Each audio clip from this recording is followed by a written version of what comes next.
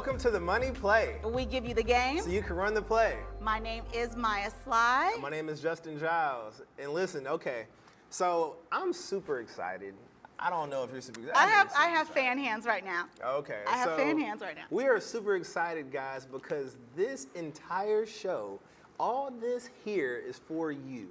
This is literally about teaching you guys plays so you can run them. We have created this show so you can change your life. Change your life. Okay?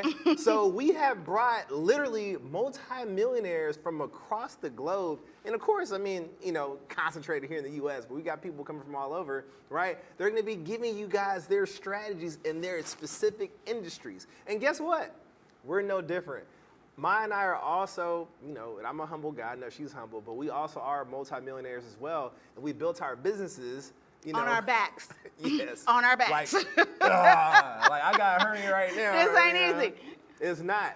But like I said, we wanted to be around like-minded millionaires as well so that we can give you guys these plays so you can achieve these financial goals yourself. You don't hear many black women from trailer parks. Like, I don't think I've ever met a black woman that lived in a trailer park, just to be honest. You might not have, but now you know one that's about to own one. So wow. I'm building a mobile home park now. But that's just part of the story, and I think a lot of people don't realize that it's all of the things that happen to you. They're not happening to you, they're happening for you. He taught me super early that you own whatever it is and don't ever let anybody shame you with your stuff. So get ahead of your story, tell your story first. So my mom being in and out of prison, you know, I thought that was something that I had to carry. I got backed into a corner. And what's interesting, guys, is that some people, when they grow up privileged, and this is one thing that I'll tell people in the audience out there, growing up privileged, you can have a kid grow up privileged, but you have to show them how to work. Right. So even though my parents were millionaires as I was a little, kid, and they built that. Now, this is the thing. Even when we moved into our mansion in Buckhead, so I grew up in like a $2.5 million mansion in Buckhead, right? Back then. And I'm proud of that. Back then. I'm proud of that, right? Like, some people be like, man, you ain't from the hood. I'm like, yo, first of all, one of the biggest problems that certain people have is trying to make it seem like coming from the hood we're not aspiring is for where that. it's at. That's not aspirational. You have people that will grow up in my same neighborhood and be like, nah, I'm hood, man. I'm from the hood. Like, bro, like. You went to Riverwood. Dude. So either way, the whole point is that I was always proud of what my parents accomplished. Absolutely. But my parents made sure that I knew how to work. So when we grew up in this house, who was cutting the grass? Me. Who was washing all the windows? Me. Who was cleaning out the pool? Me. And we had the business. Who was out there making sure we moved all those heavy computers around? Me and my brother. Who was out there cleaning up, sweeping up all the rooms? Me and my brother. Wow. Who couldn't buy? I've never owned a pair of Jordans in my life. Are you know that? serious? My parents wouldn't buy it for me. Go work. I'm not paying $200 for the shoes. Go get that shit yourself. Are you right? serious? Dead ass. So everything expensive that I had as a kid, my parents made me work for it, so that way I can go pay for it myself. You spent your money different. Right? Yeah. If you're in the right room and you change your mindset, right, you can do anything you want in this world, and that's what's important to me. When I first started to scale my real estate business, and I was moving and shaking, and I thought I had the right processes in place, because I was desperate to grow the business and I didn't take my time to vet the right person, I made a bad hire. And when they always say never hire when you're desperate.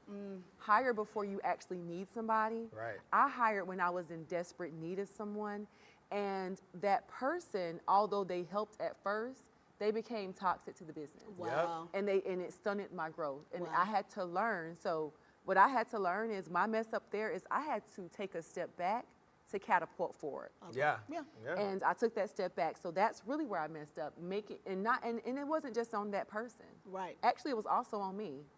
You have to test your leadership skills. Right. Like people can't read your brain. Right. And so that was my mess up, like not being very clear in the vision I had for the business and just bringing people in because I was desperate to keep going. Yeah. And I think, and again, that's, as a new broker, there is no training book for that. Absolutely. So it's great that you now there is one with Agent Tools for Success. Y'all better tap that's into the that. plug. Y'all better That tap is into the that. plug. Agent Tools for Success. Make sure you get tapped in. How do you stop working and just say, I'm going to be an entrepreneur for the next 14 years, and it has to work or it has to work? work? Like, how do we get here? Right. Yeah, so it's funny you asked. So my dad been in jail since I was 2 for committing murder. He actually died there a couple years ago. Oh, I'm sorry. My mother, no problem. My mother raised me, my grandma raised me. But growing up, I was somewhat of a knucklehead. I mean, I got kicked out of high school. Oh. I got kicked out of college. Oh, wow. I've been fired from 10 jobs. Oh, wow. So I was like, Unemployable. unemployed. That's a good way to start. Yeah, it wasn't working for me. So all of those years, though, I was blaming everybody else for my situation but me.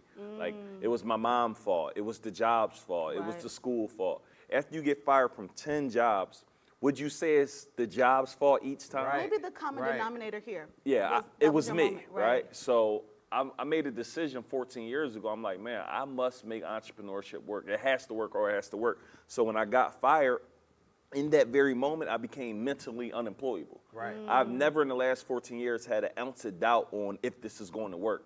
I just go make it work. And for me, I've been grinding for 14 years from fruit trucks, junk removal business, cleaning company, demolition company, and I've done a lot of businesses under the sun. And one of the reasons why, because I knew I couldn't go back. Right. I didn't have an option. So hear it was that. like, I used to wake up 4 a.m. every day, go in about 9 or 10 every night, same cycle, just grinding. Get off my fruit truck, go do junk removal, go sell T-shirts. And I did that for years on out, which helped me develop a work ethic that. It's undeniable at this point. And you know, it's funny, what you said is that you were unemployable, and you said that you couldn't go back to work. Right. And I think, and I'll speak out there as well, that there's a lot of brothers out there that are in corporate America, because even when I try to work in corporate America, Yeah. It ain't for everybody. it just wasn't for Right. me. Right. Didn't have a goal at all. Oh, Right. I like I needed something. I need some sort of finish line. Like, if you're running a race, let's say you start a race, like in the beginning is when you have the most energy because you haven't ran yet. So Right. you're running. Right. In the middle, you get really, really tired. But you run faster when you see the finish line than when you first started when you have the most energy. Yeah, because you're trying to So get there. if I see the finish line, Right. if I make $75 and I got to sell one more T-shirt, I'm gonna go the extra mile. I'm gonna go a little harder because I got one more to sell. Giving the advice is easier than taking it, because Yeah. in the moment you're just in it, and it's like Yeah. this is the worst thing that ever happened. Yeah. But the more bad stuff that happens, if you approach it with the right mindset, Right. you'll start to realize that there's a pattern here, Mm-hmm. right? I feel this way, or I'm going through this right now, but eventually Right. I'll get over it. Sometimes it's just you're in a holding pattern until you're absolutely ready to take yourself to the next level. So I thank you guys for being here. Thank you, Justin, for. I couldn't have a better co-host. Like, y'all, this is family. It truly is family, because now we divinely twined. But listen, we really are so excited to bring you all an amazing show. I'm super We're excited. gonna have so many phenomenal people, and we are just honored for you guys to take these plays and run them and change your life. So please tap in, subscribe, share. We look forward to helping you all. There's a Let's link. go. Subscribe and share, because we have to give you the game so you can what? You can run the play. Run the play. Let's go. Thank you, guys. Thank you.